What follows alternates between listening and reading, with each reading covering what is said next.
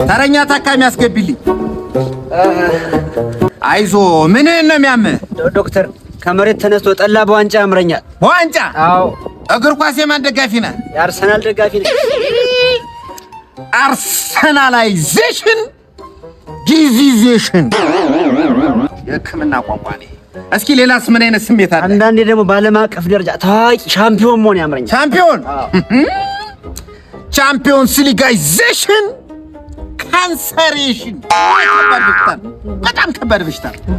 አይዞ እስኪ ሌላ ምን አይነት ስሜት አለ? አንዳንዴ ደግሞ ፍትፍት ነገር ያምረኛል። ፍትፍት? አዎ። ኤፌካፓይዜሽን ዲስኦርደሬሽን። ዶክተር መፍትሄው ምንድነው? መፍትሄው ምንድነው? መድኃኒቱን እጽፍልሃለሁ። ተስፋይዜሽን ሶሉሽን። ይሄ በቀን 2 ነው የምትወስደው። ቋጠሮይዜሽን ዲስክሪሚኔሽን። ይሄ ደግሞ ጧትና ማታ ያፈራረክ ትወስዷለህ። እሺ ዶክተር። እሺ የመዳን እንግዲህ ድልህን መድኃኒዓለም ነው የሚያውቀው። አይዞ። እሺ አመሰግናለሁ ዶክተር። እሺ ወያ ሰላም ጤና ይስጥልኝ። አዶንዬ ድህነት ኮሞታ ፈታላለሁኝ። ምን አገባኝ? አይ እሱስ ትክክል ነህ። ዛሬ ግን እሱ ላውራ አይደለም የመጣው። ሽሮ ሳውዲ ሊሄድ የመን ተይዘዋልና 2 ሚሊዮን ብር ካላስገባ እንገድለዋለን አሉን ለሽሮ እና ሽሮ ኮሞታ ደግሞ መላ የኢትዮጵያ ሕዝብ ይጠፋልና እባክህን አድናይ ቻሌንጅን ጀምረው የ2 ብር ቻሌንጅ ጀምረው ሽሮን ከሳውዲ እናስወጣው። እሺ በቃ ያክብርልኝ ወንድሜ። በቃ ነገ ጀምሮ በቃ ቻሌንጅ። አመሰግናለሁ አዶንዬ። ቴንክ ዩ ቻው። እሺ ቻው። አይገርምም? የዚህ መምህር ስም ጎልያድ እኮ ነው የሚባል። ኧረ እባክህ ትቸርከብ እንደ የሚባለው አክ ጎልያድ ነው የሚባል። ጎልያድ አታ ሰምቻለሁ። ይኸውልህ ወላጅ ሳታመጣ እዚህ ትምህርት ቤት ሁለተኛ ድርሽ እንዳትል ፈተና የምትቀመጥ መስሏል። ጨርሻለሁ። ይኸውልህ ዝም ብለህ ያለ ስም አስጠርታ ወላጅ አምጣ አስባልከኝ። ኧረ በእናትህ ዝም ብለህ እዚህ ጋር ፎረፈን ስለቆምን ነው ያስራየን ነው እንደዚህ ብሎ ነው እንዴ? በቃ እንደዛ ነው። ምን በቃ አሁን ፈተና እንዴት ነው የሚያስገባኝ ነገር? በቃ ፋዘር ሚጆን እንታ ምን አይነት ጣጣ። ቲቸር ከቤ መሰለ ስም እያለኝ ተማሪ ሁሉ ተነስቶ ጎልያድ ቢል ሰብሬ ነው የምጥለው። ፈሳሙል ያው ቲቸር ጎልያድ ወላጅ አምጥቻለሁ። ኧረ ደገሙ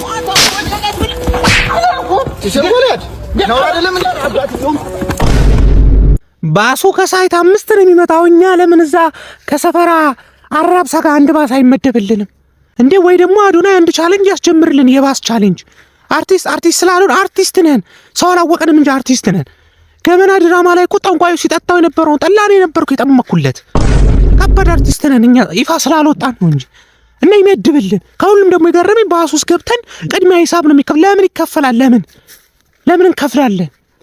ሲጀመር እኮ ባስ ማለት እኮ ፐብሊክ ሰርቪስ ነው፣ የህዝብ አገልግሎት ከተባለ ድረስ ለምን ይከፈላል? ለምን ለባስ ልክፈል? ለባስ ክፍቴ ስራ ማስታወቂያ ወንድም ለሴትም ዛሬ ስራ ተገኘ። አቤት ማን ነው ይግቦ?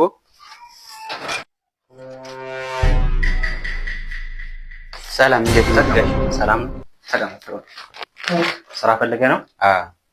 እሺ አንድ ወንድ ሰራተኛ እንፈልጋለን። ኦኬ። የስራ አይነት ጥበቃ ነው።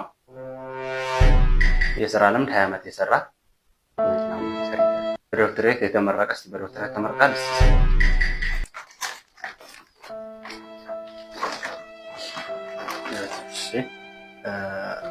ሌላ አንደኛው የዓለም ጦርነት ላይ የተሳተፈ ይሄ ጥበቃ እንትን ስለሆነ ግድ ነው። የዓለም ዋንጫ ጋር የተሳተፈ ማትሳላ ጎረቤት የነበረ የዶናልድ ትራምፕ አጃቢ የነበረ ስራ ሰዓት 24 ሰዓት ደሞዝ 2500 አረና ጋሽዬ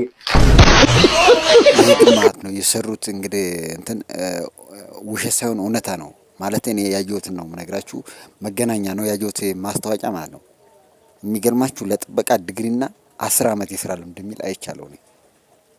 እንግዲህ ለጥበቃ ማለት ነው ዲግሪና 10 ዓመት የስራ ልምድ በጣም የሚያሳዝን ነው ማለት። ጥበቃ እንግዲህ አስቡት በወር በቃ ደሞዙ በጣም እየወረደ ነው። ኢቭን የጥበቃው አይነትም እርግጥ ይወስነዋል ትልቅ ካምፓኒ ላይ ቢሆን፣ ግን ትንሽ ምንም ተራ የምትሉት እንትን ላይ ራሱ እንደዛ ሲሉ አይቼ ነው። ኤምባሲ ላይ ምናምን ቢሆን ቢያንስ ይሻላል ነው።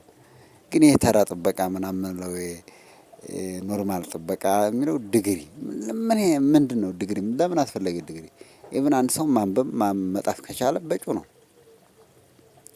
በቃ ከዛ ውጪ እኔ ኖርማል ለማንኛውም ጥበቃ ለትንሽ ጥበቃ ዲግሪ ምናምን የሚሉ እንትኖች በጣም እኔ ይገርመኛል። የምር እስቲ ሀሳብ ስጡበት። እኔ በጣም ገርሞኛል።